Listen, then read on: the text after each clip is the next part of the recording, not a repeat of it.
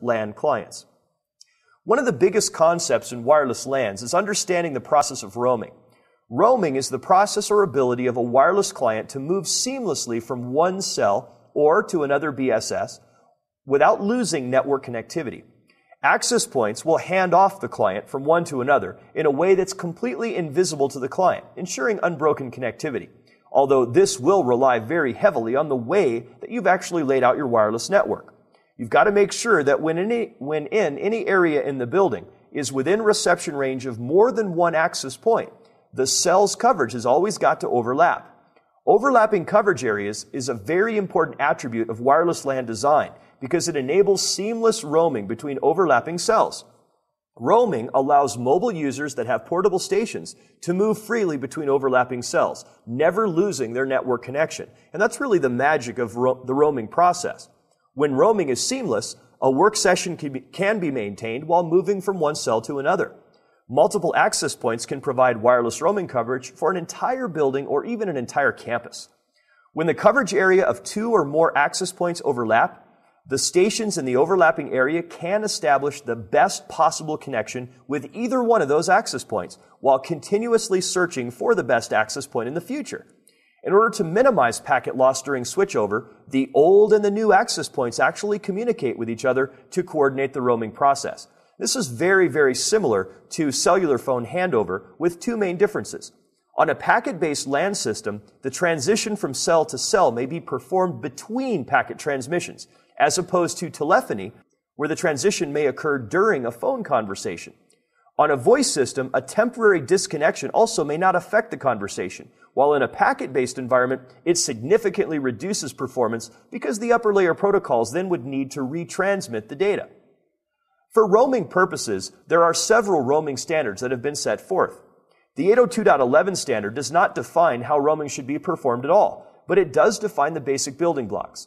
These building blocks include what are known as active and passive scanning and the reassociation process. The reassociation process occurs anytime a wireless station roams from one access point to another, being associated with a new access point. The 802.11 standard allows a client to roam among multiple access points operating on the same or even on separate channels. If a connection is weak, the roaming station can actually attempt to associate itself with a brand new access point. And that's the beauty of roaming. And those are the building blocks that 802.11 provides. To meet the needs of mobile radio communications at the next level, the 802.11b standard has to be tolerant of connections being dropped and reestablished. Because of the fact that we do have a much higher transmission rate, the standard attempts to ensure minimum disruption to data delivery and also to provide some features for caching and some features for forwarding messages between basic service sets. Particular implementations of some higher layer protocols, such as TCP/IP, are typically not as tolerant to this. A good example, in a network where DHCP is used to assign IP addresses, a roaming node may actually lose its connection when it moves across cell boundaries. The node will then have to reestablish the connection when it enters the next basic service set or cell. Software solutions are sometimes available to address this particular problem, such as mobile IP. Mobile IP is excellent, and it's also an IETF request for comments, number 2002. What it was designed for was documenting the purpose and explaining how to best have mobile users stay connected to the internet while moving between connection points. This is accomplished by the use of what are known as home agents and foreign agents. These two work together to assure that traffic that is destined to a mobile node always reaches that node no matter where it's connected. A home agent or a foreign agent can be a computer, a router, or any other similar device that's capable of running the mobile IP protocol. There's some caveats in many mobile IP solutions that need to be addressed as well. But what you want to focus on is the fact that mobile IP can actually allow you to roam through multiple layer 3 boundaries without ever losing your connection. Some of the caveats though, mobile IP does not allow mobile devices and mobility agents on the network to share any state information about sessions that a mobile device has established. And what this means is that an application cannot persist during periods when the mobile device cannot be reached. So if you had an ongoing connection to like a SQL server, for example, and you were actively running queries, and then all of a sudden you roamed and lost your connection, that application is going to have to be reconnected the next time that your mobile IP station can be notified. Second, session persistence means that forwarding packets to a user's new location has got to be determined. If you don't have transport and application session persistence, the solution is going to break down because a transport protocol like TCP cannot communicate to its peer if it loses its session. And therefore, those are going to be the caveats of mobile IP. We also want to identify some of the connectivity and reassociation parameters that exist in 802.11. The 802.11 MAC layer is responsible for how a client associates with an access point.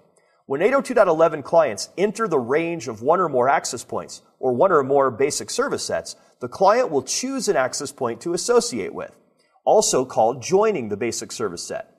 It'll choose this based upon the signal strength and an observed packet error rate. Once associated with the access point itself, the station periodically surveys all of the available channels in the 802.11 ranges in order to assess whether or not a different access point would actually provide better performance characteristics for the connection.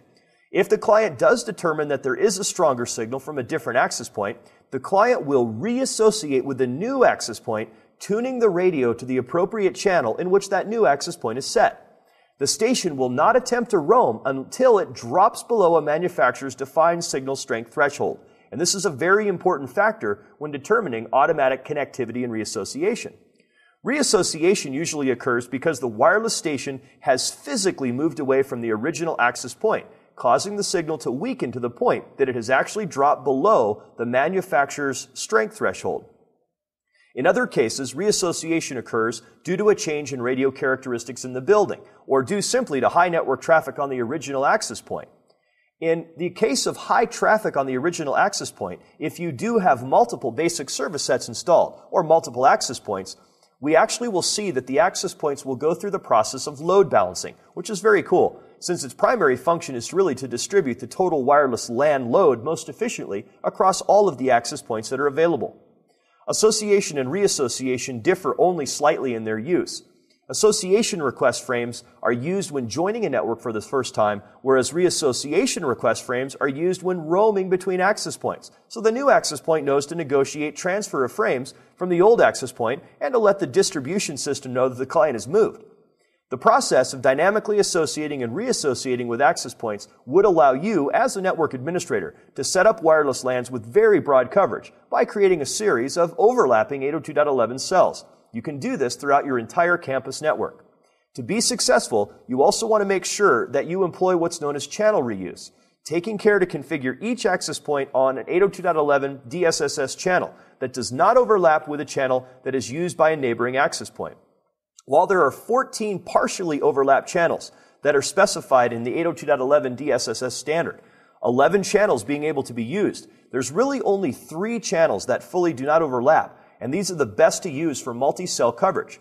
If 2 access points are in range of one another and are set to the same or partially overlapping channels, they may actually cause some interference for one another, thus lowering the total available bandwidth in the area of overlap.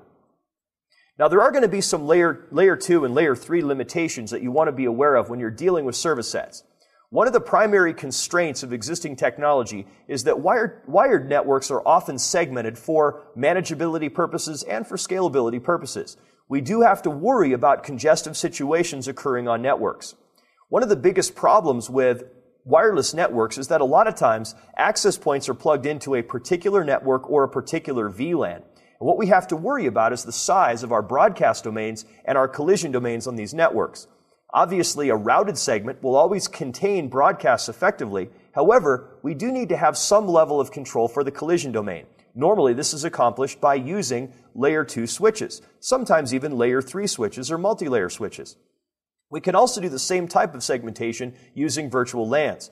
But some of the biggest problems that exist with layer 2 and layer 3 in wireless networks is that when using routers, users must have a method for being able to roam across router boundaries, and they have to do so without losing their layer 3 connection.